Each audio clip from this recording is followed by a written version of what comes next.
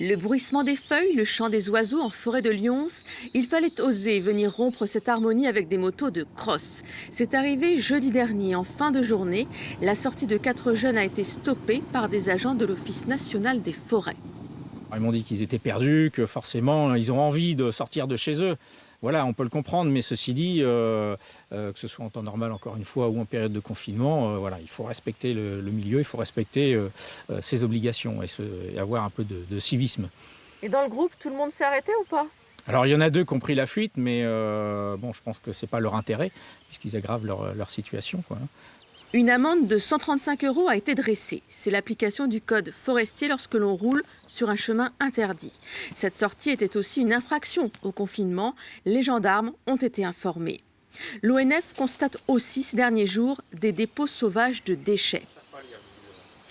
Ça paraît anodin, mais souvent c'est l'accumulation qui fait que visuellement c'est pas terrible. Et puis ensuite, on peut amener des espèces invasives. Voilà, et puis les déchets appellent les déchets, hein. S'aventurer seul dans une forêt déserte n'est pas recommandé. Si l'on trébuche, si l'on se blesse, il faudra mobiliser les secours pour son imprudence. C'est dangereux puisque en cas d'accident, des services de secours, ils ont d'autres choses à faire en ce moment. Et donc on leur rajoute une difficulté supplémentaire. Et c'est pas toujours facile d'aller chercher quelqu'un perdu en forêt qui est blessé, quoi. En ce moment, il faut laisser la forêt aux oiseaux et aux animaux qui y vivent. Après le confinement, les promenades champêtres auront encore plus de saveur. Mais pour l'instant, dans la biodiversité, c'est aussi l'être humain qu'il faut préserver.